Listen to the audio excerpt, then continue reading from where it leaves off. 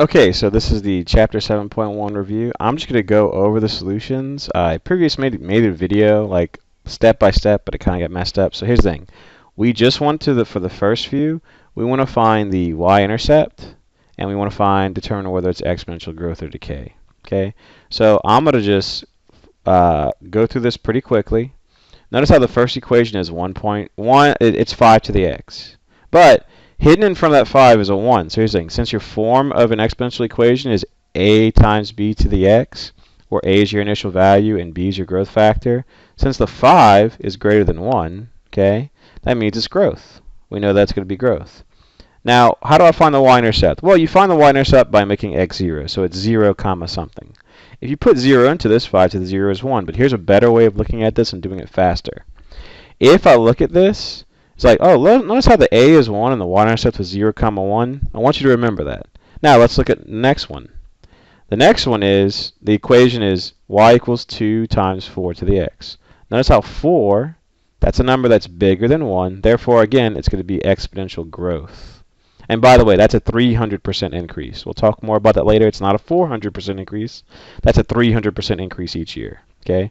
They don't ask that, but we'll talk more about that later. So the y-intercept is, okay, I can plug in 0 into this. Notice if I plug in 0, 4 to the 0 is 1. So look, 4 to the 0 is 1. And then, oh, multiply by 2. And so you get y equals 2. Wait, so it was 0 comma 2. That's weird. Again, the y-intercept happened to be, the y-coordinate was always this number in front. Let's see if that happens again. Number 8. Now this one's going to be exponential growth. Again, to look whether it's growth or decay, the number that you're raising to the exponent, is it bigger than 1? Yes, it sure is, so it's going to be growth. What's your y-intercept? I can plug in 0 into this thing. You can do it, even check it on your calculator if you want.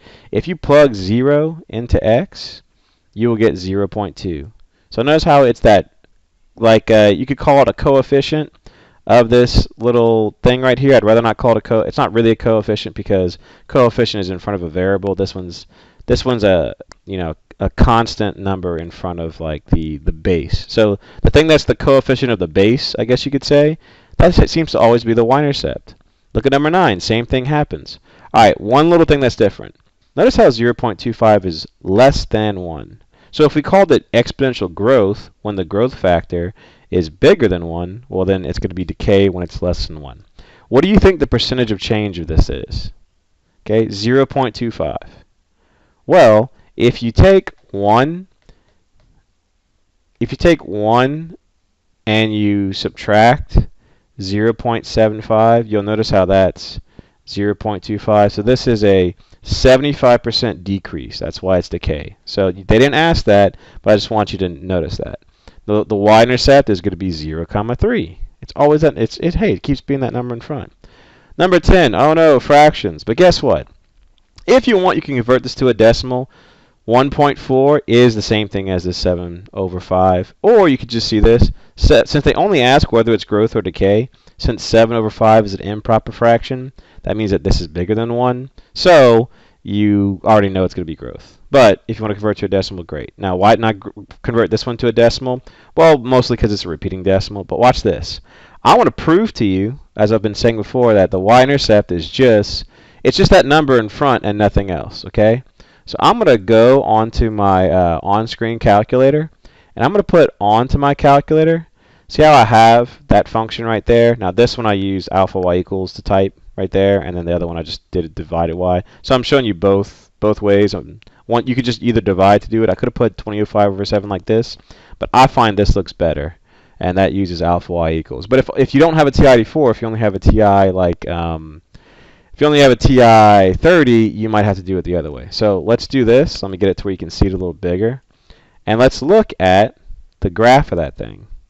Now watch. I'm gonna hit the trace button. It happens to automatically go to the y-intercept. Notice how it's 0, 25 over 7. If it ever doesn't do that, you can hit second. Then you can hit calc, which is really above the trace button. Notice how it says value. Now I can put in any number for x. So for instance, I can put in the number 1 and see how it gives me. Oh, it gives me 5. I guarantee if you put 1 into x here, it would come out to a y value of 5. But I don't want the value when x is 1. I want the value when x is 0 because I want the y-intercept. So I'm going to go back to value, and I'm going to say, oh, let x be 0. So it'll give me the y value when x is 0, which we have a name for that, the y-intercept. Boom. There it is. So I just proved to you, or at least hopefully convinced you further, that it just keeps happening to be that number that's in front right there. And if yours doesn't put this as an improper fraction, you can still find the decimal version of that. Again, the reason I didn't type it as a decimal is because 25 over 7 is 3.5, like 3.5714285. Yeah, it's like, oh god, it's so much. But notice this. Notice how it goes 571, and it's 571 at the end. It actually is a repeating decimal because rational numbers do repeat. All right, I'm going to wrap up the last few. Again, we're going to try to keep this video as short as possible. All right, going over here. What tells us whether it's growth or decay? Oh, the growth factor. It's a 10. 10 is bigger than 1. And I do want to draw your attention to something.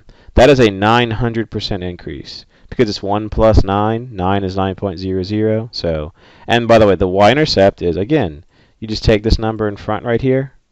It just keeps happening to be there. And we confirmed it on our calculator for the last one. Number 12. This one, still the y-intercept is what you expect. See how the y-intercept is always that growth factor there? You can confirm by substituting 0 for x.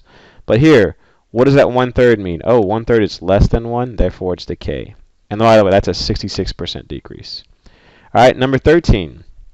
Again, decay, because 1/4 is less than 1. The y-intercept is just this, whatever that initial value is here. That's why it's called an initial value y-intercept. Number 14, here's what the question asks. It says you have a car. It's initially worth $12,500. It depreciates by 9% each year. Now, what does depreciate mean? That means it loses values. Here's what it does. It loses 9% of its value. 9% is 0.09. 1 minus 0.09 is 0.91. So here's your model for your equation.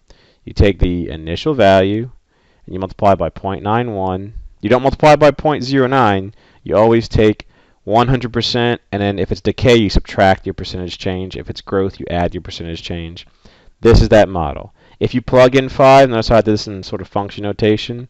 If you plug in the 5, you're gonna get the value of that thing. So I have that right here on my calculator. I took 12,500 times 0.91 to the 5th, and you get about 7,800. Why did I scratch out the 40 cents? Well, because they said round to the nearest dollar in the instructions.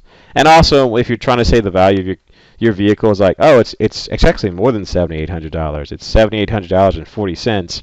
You'll come out sounding weird. It's like, it sounds cheaper when you add the cents, really. All right, last one on this section. Baseball card is bought for $50. It grows in value. It increases. Increase, growth, those mean the same thing. Just like depreciate means decay. So you need to kind of know the different words for growth and decay. But it increases in value 3% each year. All right, 3% is 0.03. Now, whereas the last one, we subtracted 0.09 because it decayed by 9%.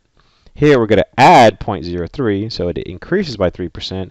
So your function is y equals the initial value 50 times 1.03 to the x. And if you plug that into your calculator, you get about $58. All right, that is it for section 1. We'll have a different video for section 2.